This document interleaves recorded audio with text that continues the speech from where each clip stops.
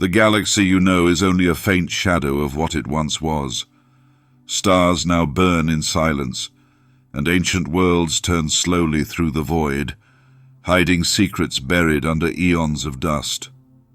Far before the Imperium, before even the first human fire was lit, there was an age when the universe was young and alive with powers far greater than anything seen today.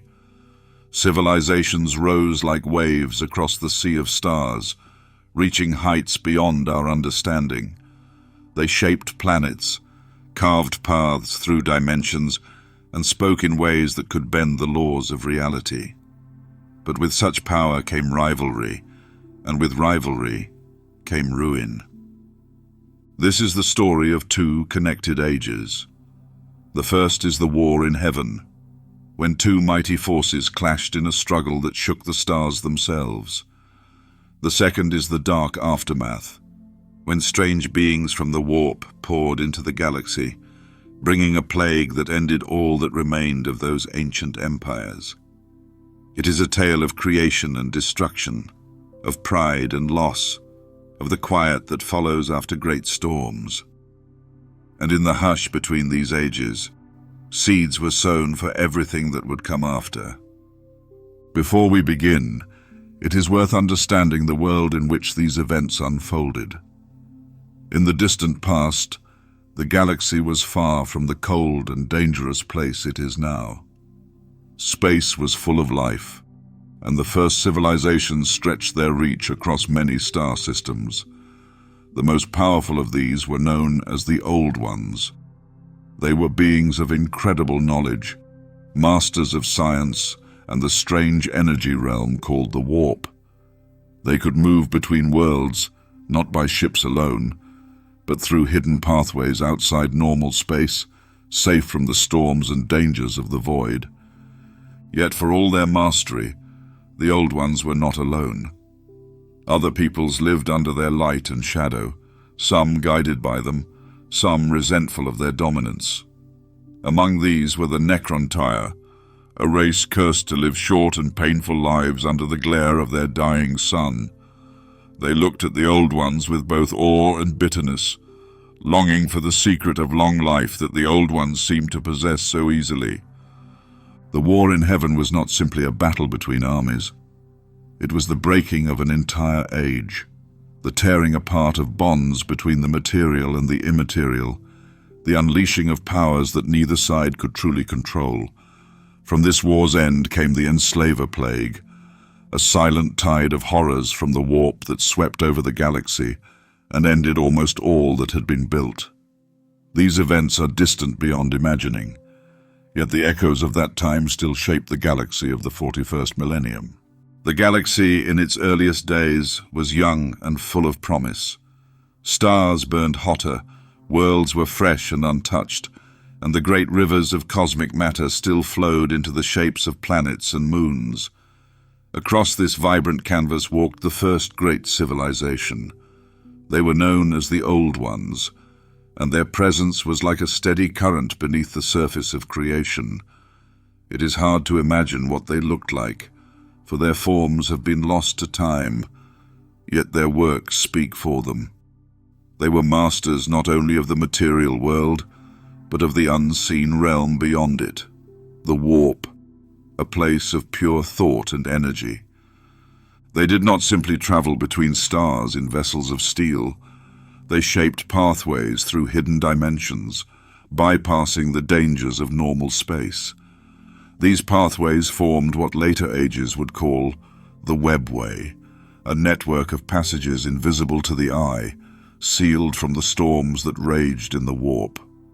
The Old Ones moved through it like water through channels, appearing on distant worlds without crossing the empty gulf in between. This mastery allowed them to guide the growth of countless species, teaching and shaping life where they found it. Their hand was light in some places and firm in others.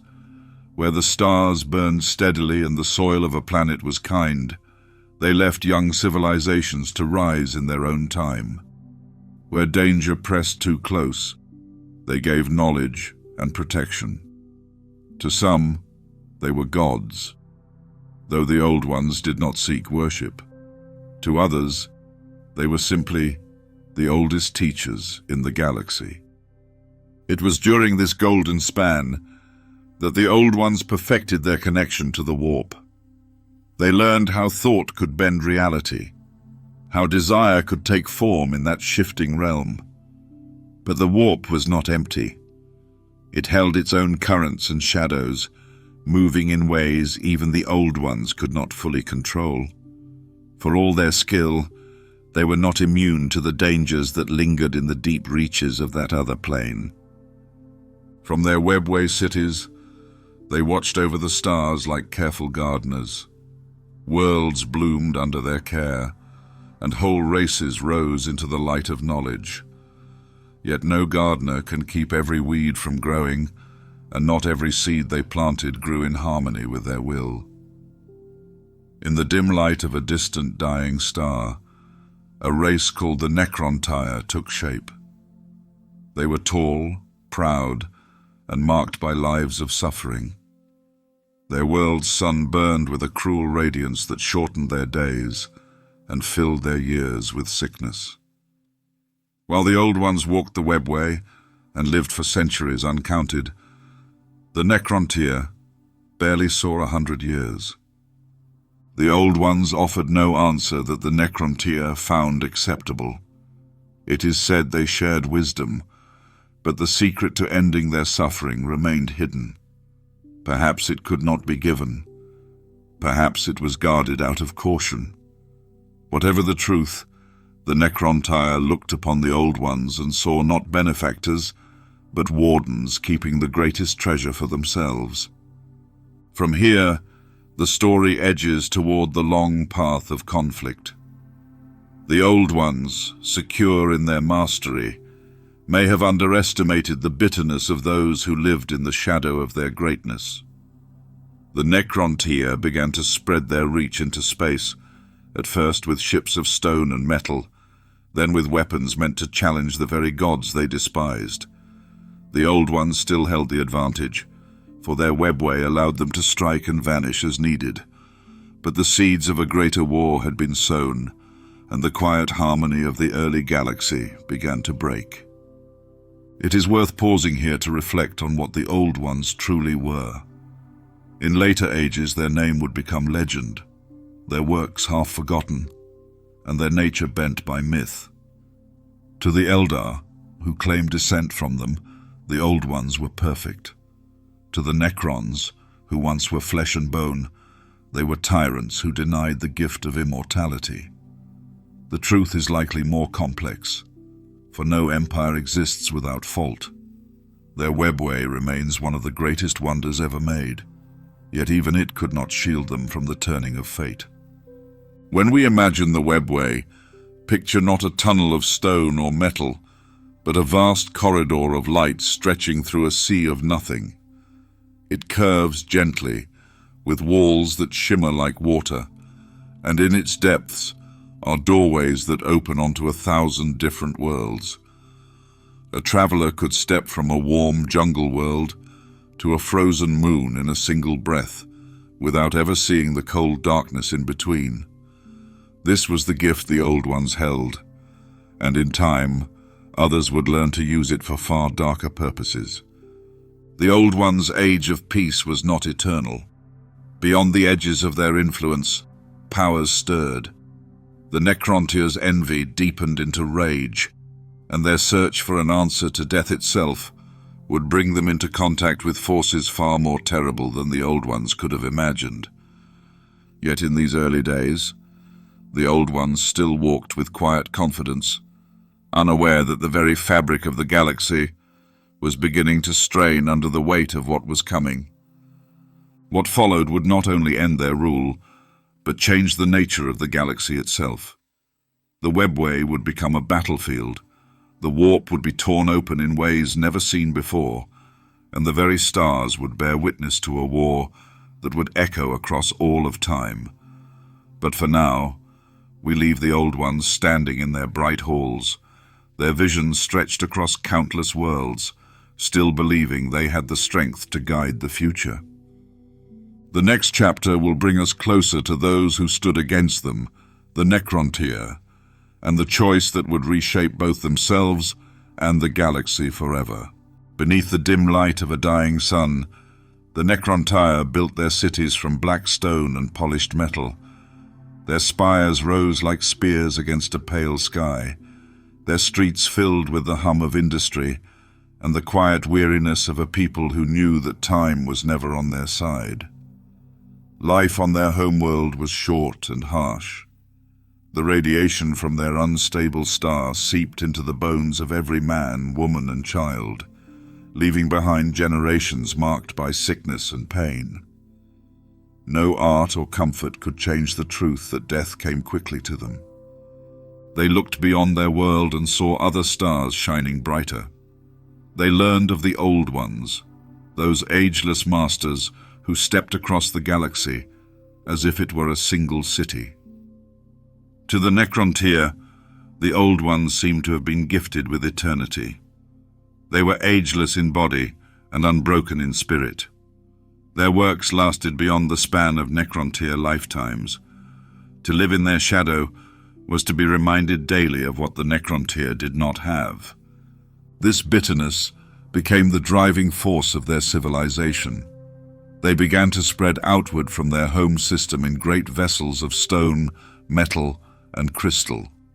The void between stars was hostile, and their journeys were long. Still they built colonies, fought the dangers of deep space, and carved their names into new worlds. Yet no matter how far they went, the shadow of the Old Ones followed. Their colonies could never match the wonders that the Old Ones shaped. The Necron science could not break the curse of their short lives. At last, the Necron made contact with the Old Ones. In these first meetings, hope may have stirred among some that the two might share knowledge. But the Necron did not receive the answer they wanted. The Old Ones shared wisdom in other matters, yet the gift of immortality, or even long life, was withheld. Whether this was out of caution, pride, or the limits of the Old One's own knowledge, it mattered little. The Necron saw it as an insult, even an act of cruelty. This refusal hardened the divide between the two races. The Necron grew resentful, convinced that the Old Ones kept the greatest secrets for themselves. Their leaders began to speak openly of independence from any influence the Old Ones might hold over them. What began as discontent soon became secession, and what began as secession turned toward war. The first conflicts were not yet the galaxy-spanning battles that would come later. These were smaller, more testing blows, raids on outlying worlds, skirmishes near colonies, sudden strikes at Old One outposts. The Necron learned that their fleets could challenge the Old Ones in the physical realm, but not in the mastery of the warp. The Old One's ability to vanish into the webway made them elusive foes, frustrating every attempt to force a final battle. The Necron searched for an advantage, something that could close the gap between them and their ageless enemies. Their search led them to a discovery that would change everything. In the cold gulfs of space, they found beings that were older than stars, entities of living energy that drifted like faint embers through the void. These were the C'tan, star gods who fed upon the life force of suns. They were vast beyond mortal scale, yet blind to the material world until the Necron gave them form. Through their mastery of science, the Necron forged bodies of living metal for the C'tan, vessels that allowed these immense powers to act directly upon the physical realm. In return, the C'tan offered a gift that spoke directly to the Necron deepest desire. They promised to end the suffering of short life. They promised to grant their followers bodies that would never wither, never grow sick, and never die of age. The bargain was struck. The process was called biotransference. In vast machines of unimaginable design, the flesh of the Necron was stripped away and replaced with the same living metal that shaped the bodies of the C'tan. They became immortal. Their minds endured, but their senses were dulled. Their passions faded. The price of their endless existence was the loss of what had once made them human in spirit. When the transformation was complete, they were no longer the Necron tier. They were the Necrons, eternal and tireless. The C'tan became their gods, and under their guidance, the Necrons turned their full strength against the Old Ones. Now they had no need to fear the slow toll of time, no fear of death by age or sickness. Their fleets could wait out any siege. Their armies could march without rest. In the glow of this transformation, the Necrons believed themselves unstoppable. Yet there was something beneath the surface of their triumph. The C'tan were not allies in truth. They fed not on stars alone, but on the life force of living beings. The Necrons had given these star gods a vast galaxy filled with prey. In serving their new masters, they would help unleash a hunger that would burn through every living thing it touched. This was the moment when the galaxy shifted toward the long shadow of the war in heaven. The Old Ones, powerful as they were, now faced an enemy that could not age, could not tire, and could strike without mercy. The Necrons, once a people bound by the limits of mortal life, had become something cold and enduring, bound to the will of beings older and hungrier than themselves. Here we pause, standing on the edge of the first true battles of the war in heaven. The C'tan had entered the field. The Necrons had taken their place as the chosen servants of these vast powers, and the Old Ones, for the first time in their long history, faced a war they might not win. In the next chapter, we will step into that war and see how its storms tore through the fabric of the galaxy itself. The first strikes of the war in heaven were not quick affairs. They spread slowly across the galaxy like cracks forming in ancient stone. The Old Ones had never faced an enemy like the Necrons before. They were used to fighting mortal races, where time itself could be a weapon. But the Necrons did not age and could not grow weary. A siege meant nothing to them. They would wait for centuries without faltering. The C'tan directed their armies with cold precision. They moved in sweeping arcs, cutting across Old One space, burning worlds and stripping them of life. Where the Old Ones relied on the webway for swift travel, the Necrons forged dolmen gates, unnatural wounds in reality that let them pierce the webway itself. Battles that had once been fought in distant corners now took place in the Old Ones' most guarded strongholds. This was not a war fought only in the material world.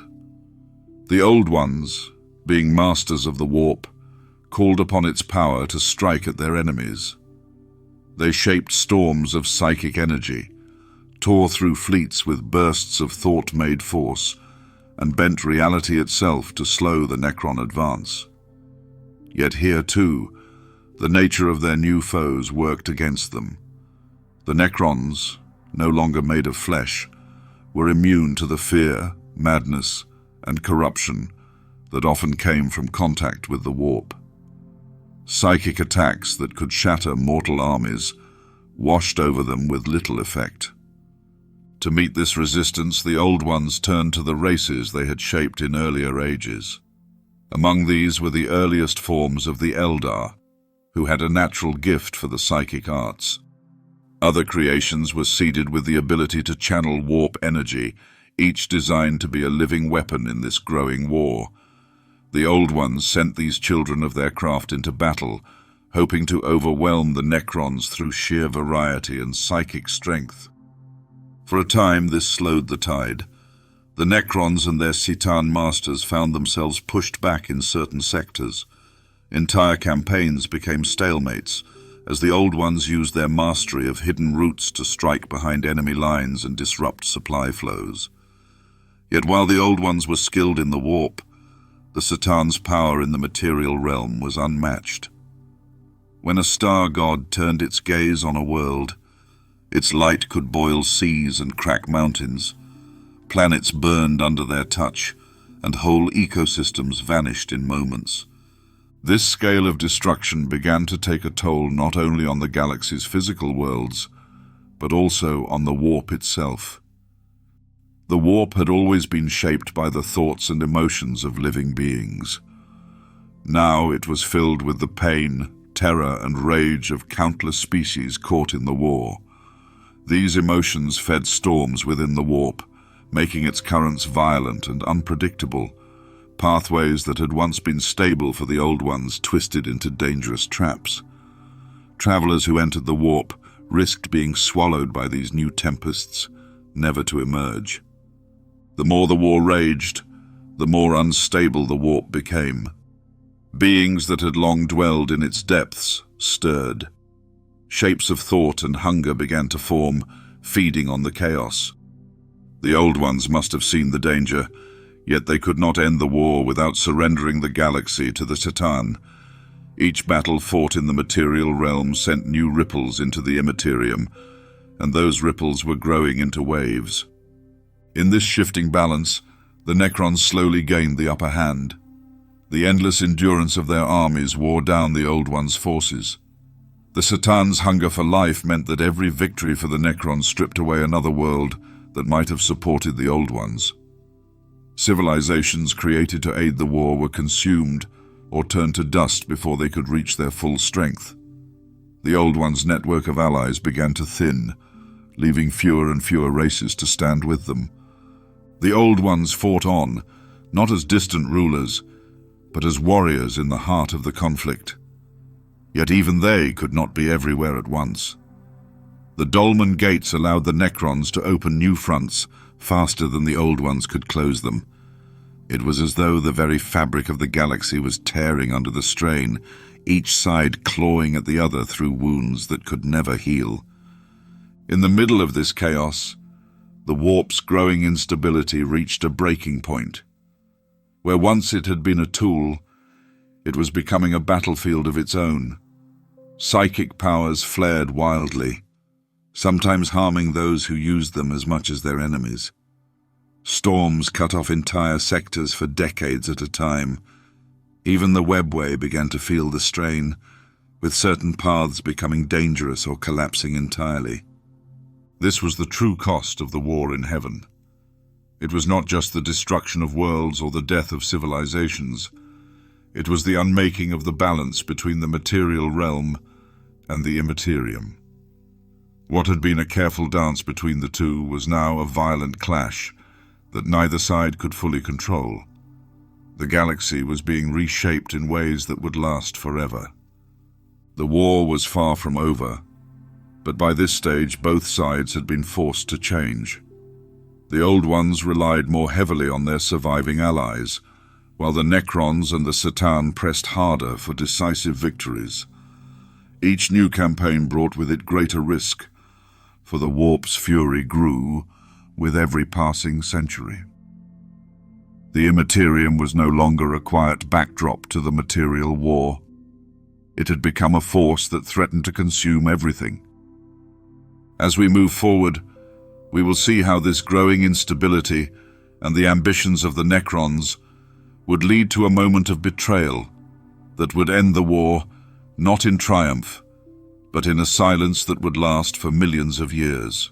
The war had burned for so long that its beginning had faded into legend. Worlds that had once flourished under the care of the Old Ones were now barren and silent. The Necrons had pressed their advantage for centuries, guided by the will of the C'tan, and it seemed no power could halt their advance. Yet victory did not bring peace. The C'tan hungered without limit. They consumed not only the life of their enemies, but also the life of the galaxy itself. Entire star systems became empty wastelands, stripped of all that once lived. Among the Necrons, some began to see the cost of their bargain. They had traded away their mortal weakness, but they had also traded their freedom. The C'tan ruled as gods, caring nothing for the survival of the Necrons beyond their use as instruments. The Silent King, Zarek, had led his people into this pact, believing it was the only path to survival. Now he saw that the galaxy would not belong to the Necrons after the war. It would belong to the C'tan, and the Necrons would remain as eternal servants to their will. This realization did not bring open rebellion at once. The C'tan were beyond mortal limits, their power vast and terrible. But the Silent King began to plan in secret. He gathered the most trusted of his kind and shared with them the truth that the C'tan were not invincible. Though they were mighty, they were still bound to the physical forms the Necrons had given them. Those bodies could be broken, and the beings within could be divided and bound. The final campaigns of the war became a cover for the Silent King's true purpose. While battles raged across the stars, Necron forces began to turn their weapons, not only on the Old Ones, but on the C'tan themselves. The betrayal was sudden and devastating. Great machines built in secret were unleashed, designed to shatter the living metal forms of the star gods. The C'tan, caught in the midst of their own victory, were torn apart into shards, each fragment still powerful but stripped of its full strength. The shattering of the C'tan was not a single battle, but a series of calculated strikes carried out across many fronts. Some of the star gods fought with rage that burned like a sun, destroying fleets before they were finally broken. Others fled, only to be hunted down and trapped in prisons that would hold them for millions of years. The galaxy was littered with these shards, each a dangerous remnant of the power that had once commanded empires. With their gods undone, the Necrons stood alone. The Old Ones were nearly gone, their civilizations shattered by centuries of war and by the growing storms of the warp. Yet even in victory over the C'tan, the Necrons found themselves weakened. The war had cost them much, and the galaxy was no longer a place where great empires could flourish. The warp was now unstable beyond repair. Strange beings moved through its depths, drawn to the psychic echoes of the war. The stars themselves seemed colder, the galaxy emptier. The Silent King saw what was coming. He knew that the Enslavers, creatures from the warp that could control minds and use living beings as gateways, were beginning to spread. The few civilizations left in the galaxy would be swept away by this plague.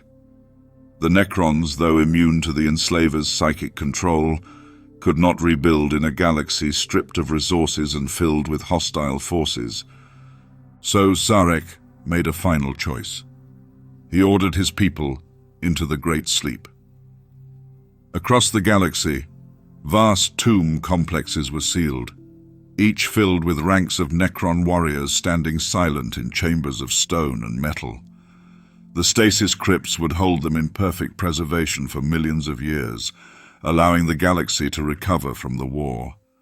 When the stars had turned many times, and the galaxy was rich with life again, the Necrons would awaken to claim it.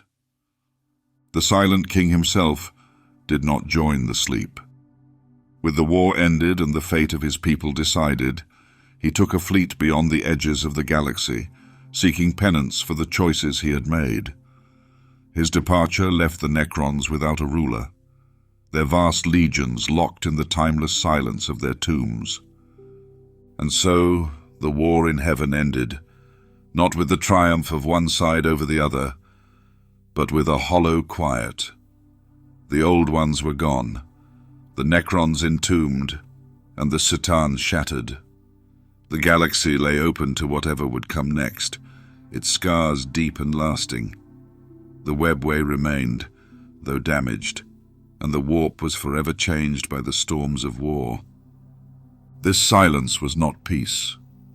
The vacuum left by the great powers invited new forces to rise. From the shadows of the warp came the Enslavers, drawn to the psychic noise left behind by the conflict. They would sweep across the galaxy in the next age, finishing what the war had begun.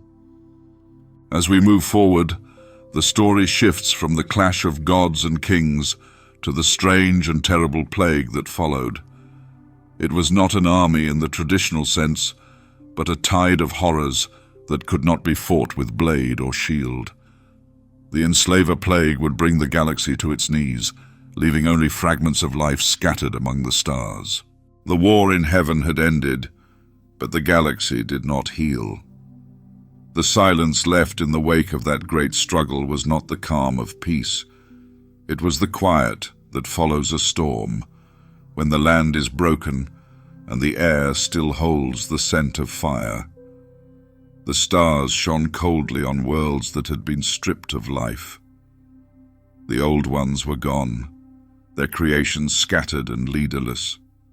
The Necrons slept in their tombs beneath layers of stone and metal, waiting for an age when the galaxy would be rich again. The Satan, shattered into shards, lay bound in prisons across space. Yet in this quiet, something stirred. The warp, already twisted by centuries of fear, rage, and grief, was not settling into calm. It was restless. The storms that had grown during the war were not fading. Instead, they deepened, becoming great tides of psychic energy that swirled and broke against the thin barrier between the material realm and the Imperium. The destruction of so many worlds had left a psychic wound that could not close. From within this churning sea of the warp came movement. There were beings in that realm that had existed long before the war, drifting unseen in the tides of thought and emotion. Most were distant from the material galaxy, but some were drawn by the sudden abundance of psychic energy. Among these were the Enslavers, creatures that fed not on flesh or blood, but on the minds and wills of living beings. To them, the galaxy was now a field ripe for harvest. The Enslavers were unlike the Satan or the Necrons. They had no interest in ruling empires or shaping civilizations. Their purpose was simpler and far more dangerous. They were predators of thought, drawn to any spark of psychic power. They moved through the warp with ease, but to exist in the material world, they needed a doorway. Such a doorway could only be opened through a living mind. In the aftermath of the war, many of the species left in the galaxy had been shaped by the old ones to use psychic abilities. These gifts had once been a weapon against the Necrons, but now they became the greatest danger to their bearers. The Enslavers could sense the presence of these minds across the void. They would reach out with tendrils of psychic influence, slipping into dreams and thoughts, twisting them until the victim's will was no longer their own. Once fully under control, the victim would be transformed. Their body would become a living gateway, a rip in reality through which the Enslaver could emerge into the material plane. The first arrivals were few, almost unnoticed. They came through the minds of isolated psychers on dying worlds. But the nature of the Enslaver meant that each breach could lead to more. Once in the material realm, they would seek out other psychic beings, repeating the process. The spread was swift, not because of armies or fleets, but because every victim carried the seed of further invasion. The sight of an Enslaver was a nightmare of drifting mass and slow alien movement. They appeared as floating spheres of soft, shifting flesh from which sprouted long, flexible limbs. These limbs were covered in sensory nodes, able to read the tiniest flicker of thought. Their presence carried a weight in the air, as if the space around them bent under their will. They were not fast, but speed was not their weapon. They moved slowly, with the certainty of something that knew escape was impossible for those it hunted. Across the galaxy, the last fragments of civilizations struggled against this new threat. Worlds that had survived the war in heaven found themselves facing an enemy they could not fight directly. The Enslavers could not be bargained with, and no fortification could block their passage once a mind was under their influence. Armies sent to confront them often fell apart before battle was joined, as psykers within the ranks became gateways for more enslavers. It is important to understand that this plague was not a single wave. It was a creeping flood that seeped into every gap left by the war. The warp storms made travel difficult, so isolated worlds could not warn their neighbors. One planet might fall in silence, its people twisted into doorways for these predators, while another might hold out for decades before succumbing. The galaxy was not conquered in open battle.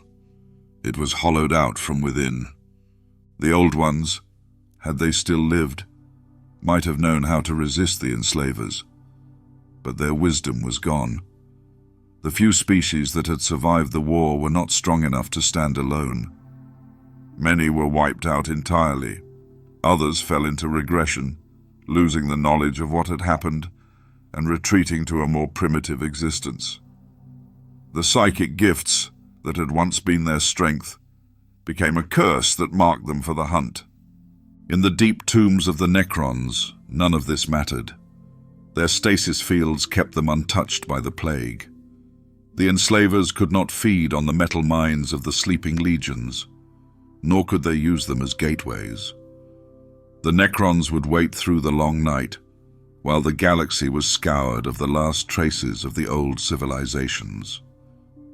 The Enslaver plague was the final act of the age that had begun with the war in heaven. It was not born from strategy or ambition, but from the simple hunger of beings that had no concern for the shape of history. In time, even their presence began to fade, not because they were defeated, but because the galaxy was emptied of the psychic life they needed to survive.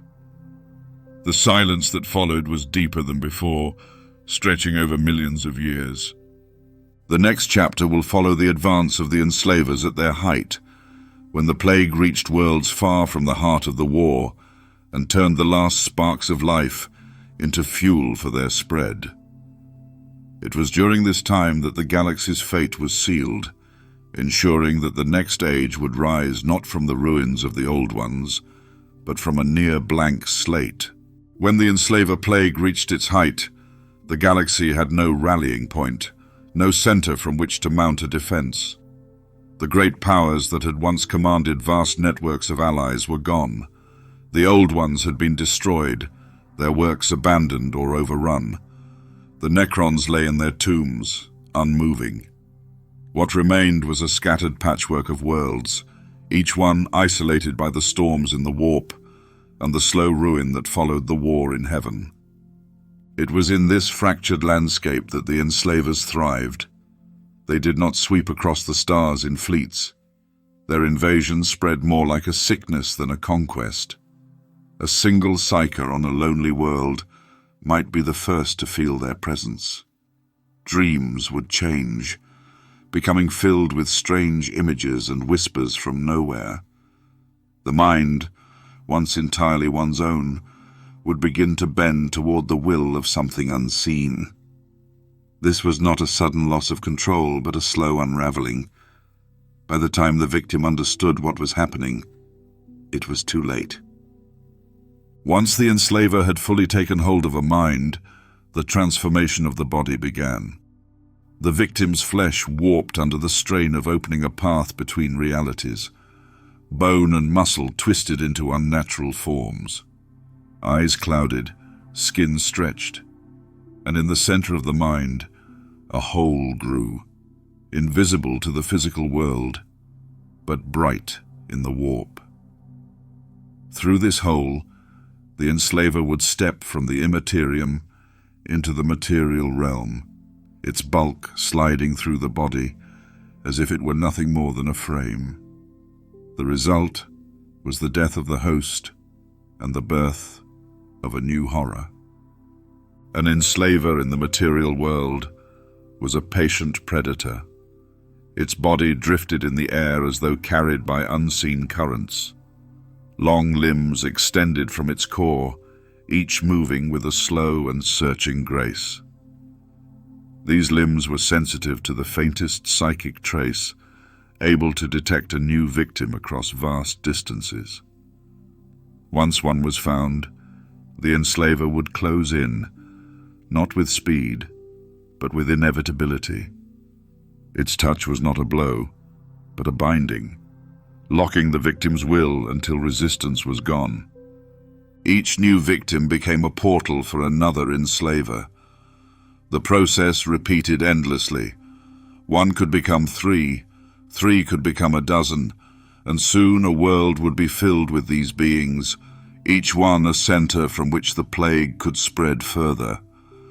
It was not an invasion that armies could stop.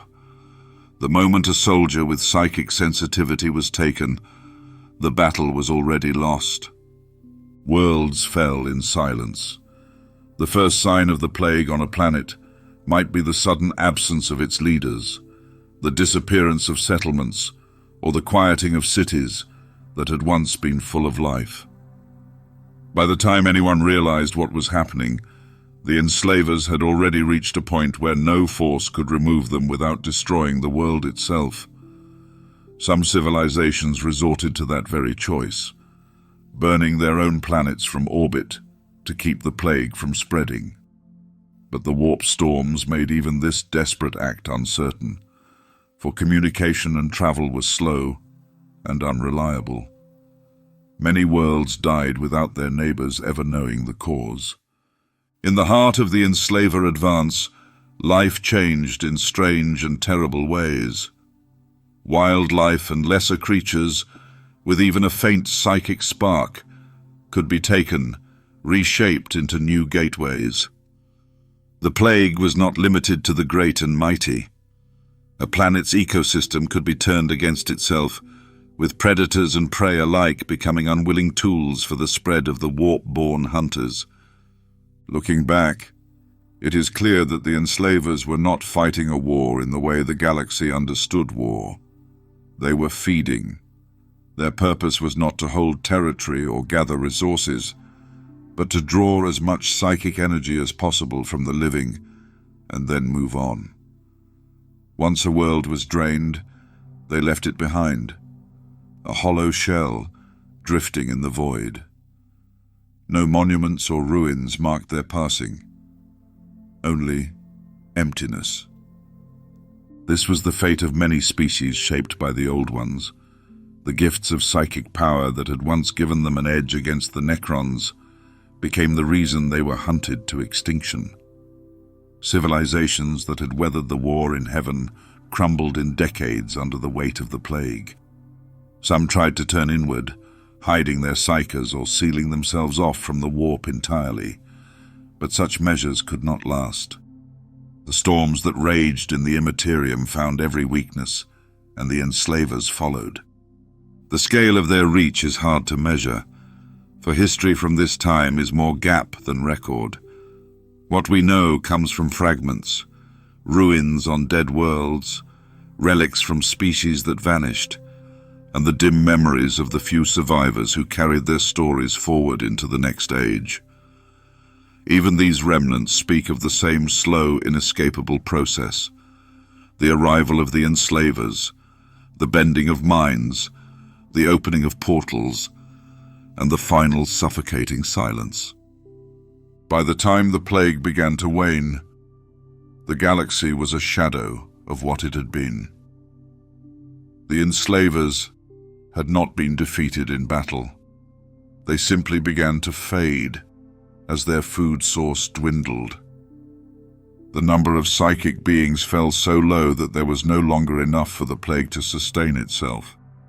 One by one, the Enslavers retreated into the depths of the warp, leaving behind a galaxy stripped of its brightest minds and most advanced civilizations. What remained were scattered survivors, often reduced to primitive states, with no memory of the heights from which their ancestors had fallen. The stars themselves seemed dimmer, as if they bore the weight of all that had been lost. The Necrons still slept. The Satan shards lay bound.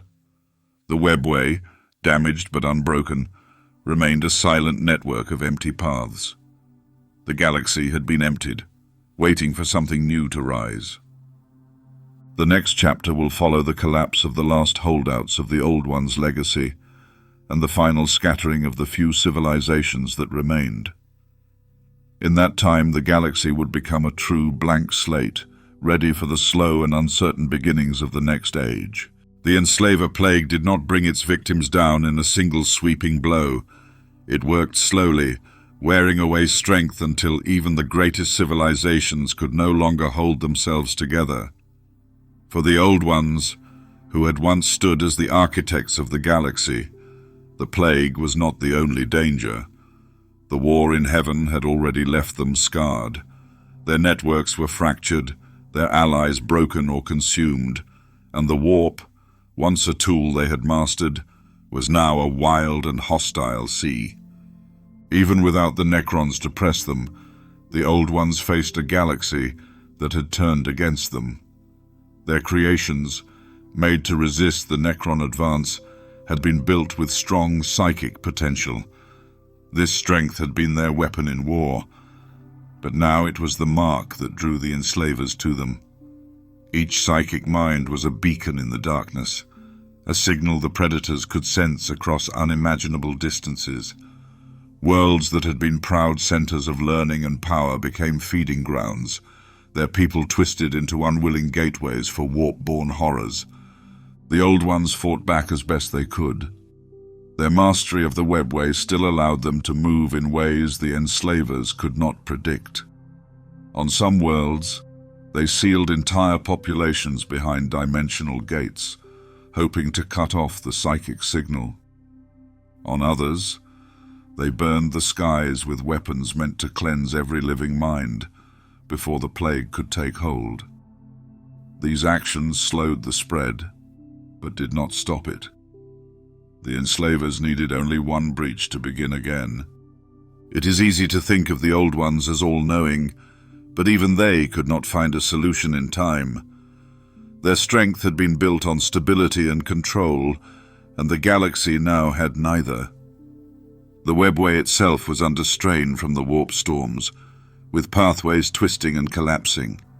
Some gates became traps, leading travelers into the heart of the Imperium rather than to safety. The very tool that had allowed them to shape the galaxy was slipping from their grasp. One by one, the Old Ones' strongholds fell. Some were overrun by the plague. Others were abandoned when the cost of holding them became too high. Their allies, already thinned by the war, were too few to fill the gaps. Civilizations that had once looked to the Old Ones for guidance found themselves cut off, left to face the Enslavers alone. Many did not last long. In the final centuries of their decline, the Old Ones no longer fought for the galaxy. They fought only to preserve fragments of their knowledge. Great vaults were sealed in hidden corners of the webway, filled with records, artifacts, and seeds of life, meant to outlast the plague. Some of these caches would survive into later ages, to be discovered by species who would not even know the name of those who had made them. Others were lost forever when the webway tunnels that held them collapsed or were consumed by the storms. The scattering of the Old Ones was not a single moment in history. It was a long unraveling. Some may have vanished into distant corners of the galaxy, beyond the reach of the Enslavers. Others may have fled into the depths of the warp itself, gambling that they could survive where no material being could follow. If any of them endured, they left no clear sign of their presence. For all practical purposes, the age of the Old Ones was over. The galaxy they left behind was hollow. The great empires of their allies had fallen. The Necrons lay hidden in their tombs, unmoving. The Satan shards remained bound, their power contained, but not destroyed. The Enslavers, having fed on the last rich worlds, began to fade from the material realm. With so few psychic minds left, there was nothing to draw them, nothing to sustain them. They retreated into the warp, disappearing into its endless depths. What came after was not recovery, but stillness. The galaxy was quiet in a way it had not been for ages. Life existed, but only in small, scattered forms. The survivors of once great civilizations were reduced to primitive states, their knowledge forgotten. Planets that had been covered in cities now held only ruins, their stone walls slowly claimed by wind and dust. The scars of the war in heaven and the plague would remain for millions of years, shaping the worlds that would one day rise again. In this silence, the seeds for the future were hidden. The webway still existed, though damaged. The dormant Necrons would one day wake. The shards of the Citan still held the potential for great danger. And somewhere in the shadows of the warp, the Enslavers remained, waiting for a time when the galaxy's psychic life would grow strong enough to draw them back. The end of the Old Ones marked the end of the galaxy's first true age. What followed was a long dark, a span of time in which no single power ruled and no great war was fought. Stars turned in their orbits, life grew in quiet corners, and history waited. The galaxy had been emptied, not by conquest alone, but by a hunger that cared nothing for victory or rule. In the final chapter of this story, we will look at the aftermath, not only the fading of the plague, but the first faint stirrings of the civilizations that would come to define the next era. From the silence left by the Old Ones and the Enslavers, the galaxy would begin again, though the echoes of this age would never truly fade. When the Enslavers finally withdrew into the depths of the warp, the galaxy was left in a state unlike anything that had come before. It was not the aftermath of victory, or even the exhaustion of a long war. It was something colder.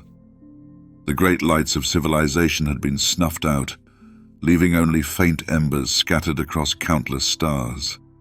The Old Ones were gone, the Necrons still entombed, the Citan reduced to shards locked away in prisons of living metal. Nothing remained to guide the galaxy forward except time itself. The quiet that followed stretched for ages beyond counting. Without the constant motion of fleets, trade, and war, the stars seemed fixed in place, each world turning slowly through its own long night. Life still existed, but it was small and fragile, clinging to whatever pockets of safety it could find. Most worlds that had once been homes to vast cities now lay empty, their ruins silent under skies untouched by the sound of industry. In those few places where survivors remained, knowledge faded with each generation, until only stories and half-remembered myths were left. This was an age where history thinned to almost nothing. Records from this time are almost non-existent, and what little is known comes from fragments found in later eras. Archaeologists of the far future would uncover strange structures and alien tools without understanding the hands that had made them.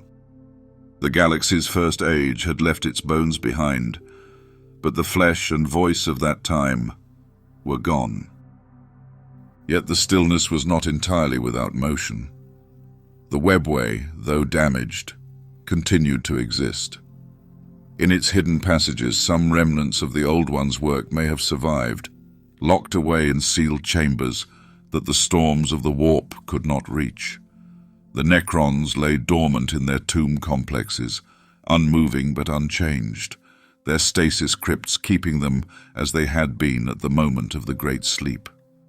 In the deepest reaches of space, the shards of the Citan remained bound, each one a fragment of a star god waiting for the chance to rise again. These silent legacies were not the only seeds for the future. The long dark after the plague gave the galaxy space to breathe. Without the presence of the great powers, smaller forms of life began to grow and spread. Many of these were entirely new, emerging in worlds untouched by the devastation of the plague. Others were descendants of survivors, shaped by the harshness of their new reality. Over millions of years, these scattered sparks of life would become the foundation for the next great civilizations. It is worth considering how deep the scars of this time ran.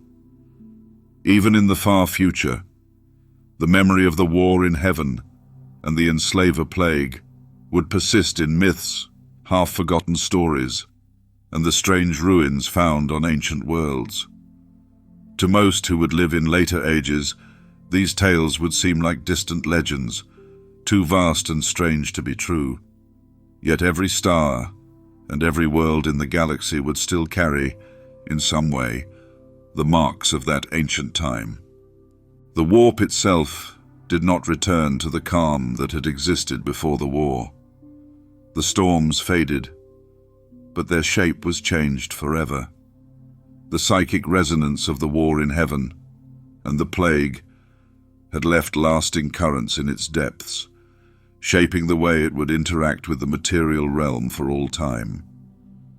This new nature of the warp would have consequences in every age to come, influencing travel, communication, and the rise of new powers. In the darkness of this quiet era, the galaxy began to turn toward the slow process of renewal. Millions of years would pass before the first true empires of the next age appeared, and when they did, they would rise without any memory of the civilizations that had come before. The Eldar, descendants of those the Old Ones had shaped, would one day grow into a mighty race in their own right. Humanity, still primitive and hidden on a distant world, would begin its long journey toward the stars. Other species would take their first steps into the wider galaxy, unaware that the paths they walked had been shaped by events older than their own suns. The silence after the plague was not a clean slate in truth, for the galaxy's history was still there, buried beneath the surface. The webway's hidden gates, the Necron tomb worlds, the bound shards of the Satan, and the dormant threats within the warp were all waiting. One day, these remnants would awaken, and the galaxy would once again feel the weight of its ancient past. But for now, in this chapter of its existence, the galaxy rested. Stars burned in their slow cycles, planets drifted along their orbits, and life moved at a pace so gradual it seemed timeless. This was not peace in the way living beings understand it, for peace implies choice. It was instead the stillness of an empty field before new seeds are sown, a calm that exists because there is no one left to break it. In the far future, when historians and storytellers spoke of the First Age, they would tell of the war in heaven and the Enslaver plague as a single arc, a rise to unmatched heights, a fall into devastation, and a long, quiet aftermath. They would speak of how the galaxy had been made and unmade, and how from the silence that followed, the stars would one day see life rise again. And so the first great chapter of galactic history closed, not with a grand ending, but with a whisper. The galaxy, wounded and scarred, awaited its next dawn, carrying within it the echoes of what had been and the quiet promise of what might one day come.